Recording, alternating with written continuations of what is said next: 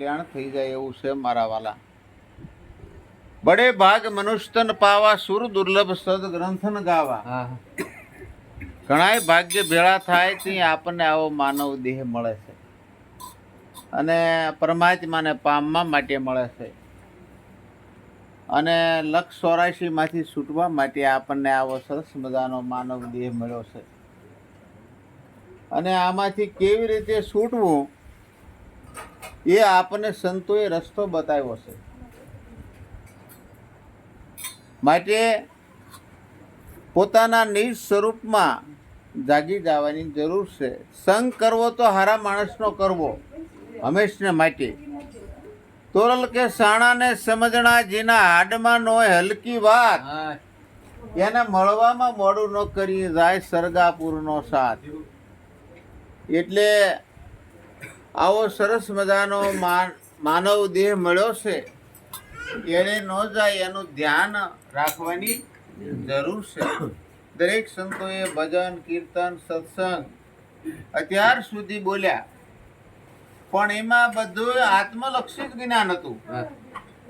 વશરામભાઈએ લોયણની વાત કરી, સંત બનવા આવો અમારા દેશમાં અહીંયા નથી નુગરાઓનું કામ. નુગરા કોણ છે? કામ છે, ક્રોધ છે, મદ છે, મોહ છે, રાગ છે, દ્વેષ છે. આ બધા નુગરા છે આની અંદર. એનું નુગરાનું કામ નથી.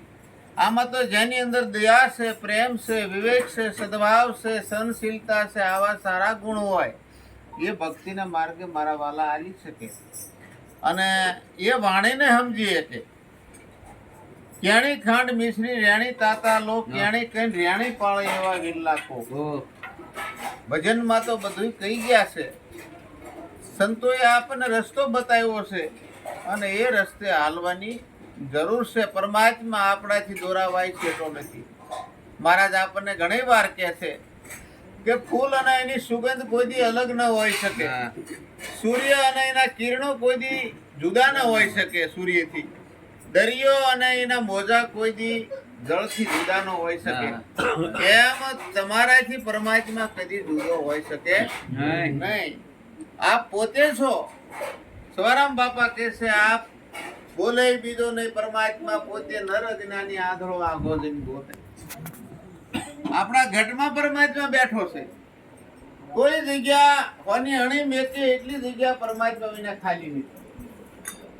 આપણે કોઈનો નિષેધ કરવાનો નથી. બધી પરમાત્મા રહેલો છે. દેવી ભાગવતમાં માતાજી કહે છે કે હું સ્ત્રી નથી, હું પુરુષ નથી, હું નિરંજન નિરાકાર છું અને હું સર્વવ્યાપક છું. ગીતાજીમાં ભગવાન કહે છે કે હું સર્વવ્યાપક છું, અણુ અણુમાં મારો વાસ છે, ગ્રજ બહાર પણ જગ્યા મારા વિના ખાલી નથી. તો આપણી અંદર કેવી રીતે હશે એ જાણવા માટે આવા તત્વદર્શી સંતોની શરણે જવાની જરૂર છે. એટલા માટે તુલસીદાસ મહારાજે રામાયણમાં કીધું કે આ જીવાત્માને ઘટમાં પરમાત્મા છે પણ સૂઝતો નથી. કારણ કે અજ્ઞાન રૂપી મોતિયો આવી ગયો છે. અજ્ઞાન રૂપી જો મોતિયો ઉતરી જાય તો આ ઘટમાં પરમાત્માના દર્શન થાય. ગીતાજીમાં ભગવાન કહે છે, હું ત્રિગુણી માયાની ઓથે છુપાણો છું, રજોગુણ, તમોગુણ ને સત્વગુણ. ત્રિગુણી માયાના ત્રણ પડદા હાટે તો પરમાત્મા આની અંદર એની ઘડીએ દેખાય, આપણી અંદર હોતન. અને એને જોવા માટે આપણે દિવ્ય ચક્ષુની જરૂર પડે. ભગવાનને અર્જુન બે હારે જ પડખે ઉભા હતા, પણ ભગવાને અર્જુનને કીધું, હે અર્જુન, તારે મારો સ્વરૂપના દર્શન કરવા હોય તો તારે તત્વજ્ઞાનની જરૂર છે. તું દિવ્ય ચક્ષુ આપો ને દિવ્ય ચક્ષુ વડે તું મને જોઈ શકીશ, પણ આ સર્મ ચક્ષુ વડે મને જોઈ શકીશ નહીં. આ સર્મ ચક્ષુ વડે બધી નાશવંત વસ્તુ દેખાય, અવિનાશી નો દેખાય. કારણ કે પરમાત્મા નિરંજન નિરાકાર છે, સર્વવ્યાપક છે, અણુ અણુમાં. ગીતાજીમાં ભગવાને કીધું ને, અસ્ત્ર શસ્ત્ર કાપે નહીં, પાણી પલાળે નહીં, અગ્નિ બાળે નહીં, પવન સૂકવે નહીં, આવો અજર અમર ને અવિનાશી પરમાત્મા છે. અને વહતુભાઈ આપણા અંદર છે, એને ઓળખવાની વાત છે. અને સાહેબે તો ઘણી વાત કરી, વ્યસન મુક્તિની ઘણી વાત કરી, 5 પ્રતિજ્ઞાની વાત કરી કે આ ચોરી ન કરાય, દારૂ ન પીવાય, જુગાર ન રમાય, પરમાટે ન ખવાય, વ્યભિચાર ન કરાય. પાંચ પ્રતિજ્ઞાનું પાલન કરીને આપણું જીવન પવિત્ર થાય, અને જીવન પવિત્ર થાય તો ઈશ્વર ઓળખવાને લાયક બની. પણ સંત પુરુષોને એક પણ વ્યસન હોવું જોઈએ નહીં. આ કચરા ટોપલી નથી, આ રતન પદાર્થ જેવો માનવ દેહ છે મારા વાલા. ઘણા ભાગ્ય ભેળા થાય તે આવો મળે છે. અને નાના યુવાનો જો કાળજી રાખે કે માવા તમાકા ને એવું ગુટકા ન ખાય તો એનું જીવન પવિત્ર થાય અને આગળ ખૂબ સુખી થાય. એટલા માટે વ્યસન મુક્તિ બનવું જરૂરી છે. વડીલોને થઈ ગયું એને કોઈ ના નથી, પરંતુ હંમેશા આ વ્યસન કલ્યાણકારી ન કરે, પણ એ આપણને આ શરીરને નુકસાન કરે છે. પરમાત્માએ જ્યારે આપણને આ માનવ દેહ આપ્યો તો એ ગુલાબના ફૂલ જેવો આપેલો. અહીંયા હું આવ્યો છું અને મને ઓઢવા પછેડી આપે ગોકળભાઈ ઉજળી ફૂલ જેવી. પછી હું પાછો બીજે દી આવું દેવાન કાળે મોબીલના ડાગા ને એવું કરીને દઈ જાવ તો મારે હેઠું જોવું પડે. તમને ઓઢવા આપી હતી આ પછેડીને આવા ડાઘ પાડીને મને દેવા આવ્યા પાછી. એમ પરમાત્માએ આપણને માનવ દેહ આપ્યો છે કુમળો ફૂલ જેવો. જો આને હેડવીને પાછું આપી તો ભગવાન આગળ આપણે હેઠું જોવાનું થાય. અને એવું ન થાય એટલા માટે આપણે આવું જીવન પવિત્ર બનાવવાની જરૂર છે મારા વાલા. અને જીવન પ્રાપ્ત ઉજળું થઈ જાય, પાત્ર શુદ્ધ થઈ જાય, પછી જ એમાં ઘી રહે મારા વાલા. આ આત્મજ્ઞાન છે એ નાની હુની વાત નથી, ટોચની વાત છે.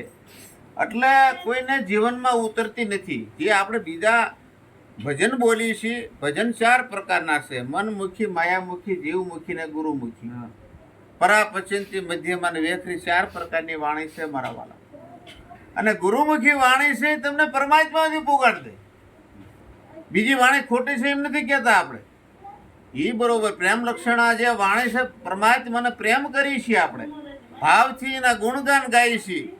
પણ એ પરમાત્મા તમારા ઘટમાં તમે પોતે હો તો કેટલો આનંદ થાય. કારણ કે પરમાત્મા હમણાં મહારાજે કીધું કે આ લેમ્પ છે, દેખાય છે પણ વીજળી દેખાતી નથી. એમ આપણો દેહ દેખાય છે પણ આત્મા દેખાતો નથી. કારણ કે નિરાકાર છે, એ આ સર્વચક્ષુ વડે જોઈ શકાય એવું નથી. આવું સરસ મજાનું માનવ જીવન મળ્યું છે. અને આ માનવ જીવન દ્વારા ભવસાગર પાર ઉતરી જવાનું છે. આ કેવું છે જીવન? સંતોએ કીધું છે જયદેવ મહારાજે કે ઝાકળના પાણી જેવી જિંદગી રે લોલ, ઝાકળના પાણી જેવી જિંદગી રે લોલ. એક દાડો યસન કયું જાય જો જીવન જગતમાં થોડુંક જ્ઞાન જો રે લોલ. એક દાડો યસન જાય જો જગતમાં થોડું જાણજો રે લોલ.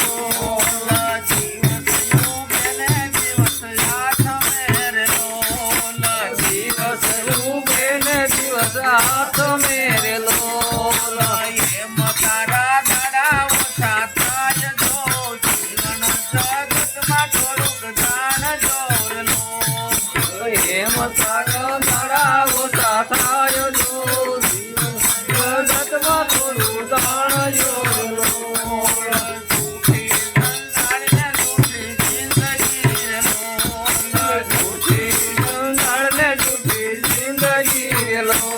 આ જૂઠા છે કઈ પુત્ર ને પરિવાર જો જીવન જગતમાં થોડુંક જાણ જો રે લોલ. જૂઠા છે કઈ પુત્ર ને પરિવાર જો જગતમાં થોડું જાણજો રે લોલ. દેવોને દાનવો દતારિયા રે લોલ. દેવોને દાનવો દતારિયા રે લોલ. ખાલી પડ્યા છે ખંડેર જો જીવન જગતમાં થોડુંક જાણ જો રે લોલ. ખાલી પડ્યા છે ખંડેર જો જગતમાં થોડું જાણજો રે લોલ.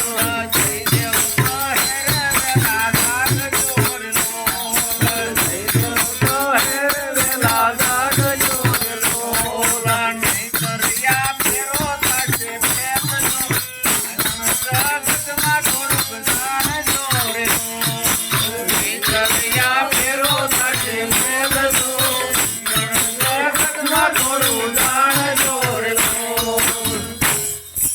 મહારાજ કહે છે જીવન જગતમાં થોડુંક જાણજો આ માનવ દેહ શા માટે મળ્યો છે. ઝાકળના પાણી જેવી જિંદગી છે. દિવસ ઉગે ને જેમ ઝાકળ અચાનક ઉડી જાય એમ આ મૂળ વિનાનું જાણવું કોઈ સંતોએ કીધું છે આ ક્યારે પડી જવાનો કોઈ ભરોસો નહીં. એટલે દિવસ ઉગે ને દિવસ હાથમે એમ આ જિંદગીના દાડા રોજ એક પછી એક પછી એક પછી એક પછી ઓછો થઈ જાય છે. એમ આ જિંદગી ખૂટરી છે એક દાડો. જૂઠી જંજાળ ને જૂઠી જિંદગી, જૂઠા છે પુત્ર ને પરિવાર. સંતોએ આમ કેમ કીધું? પણ આ તો એક ડગલું બે ડગલા આગળ હાલીને કીધું, તત્વ જ્ઞાનમાં કીધું. સંસારમાં રહેવું બરોબર છે, બાળ બસાય બરોબર છે, પણ તમારે કોઈ હારે આવવાના નથી.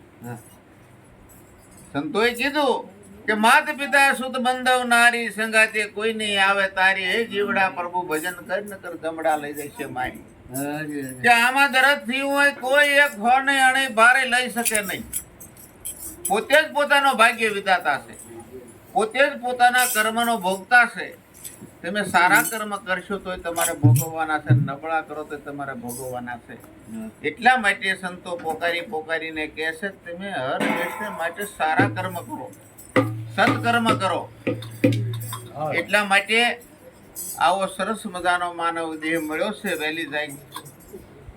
વહેલું જાગી જવાની જરૂર છે. આ જીવ માથે 84 છે, 84 ના ફેરા મટાડવાની જરૂર છે. અને જો આ જીવ માથે 84 નો ફેરો નહીં મટે, તમારા સ્વરૂપનું ભાન નહીં થાય, તમે કોણ છો, ક્યાંથી આવ્યા છો, દેહ પડે પછી ક્યાં જવાનું છે, આનું ખ્યાલ નહીં આવે તો આ ફેરો આપણો ફેલ છે મારા વાલા. અને એ ફેરો ફેલ ન થાય એટલા માટે આ મહાપુરુષો પ્રભુ ભજન કરવાની વાત કરે છે, નિજ સ્વરૂપને જાણવાની વાત કરે છે. અને સર્વને સદગુરુ મહારાજ સત્યના રસ્તે હાલવાની શક્તિ આપે એવી પ્રાર્થના. બોલો સદગુરુ મહારાજ.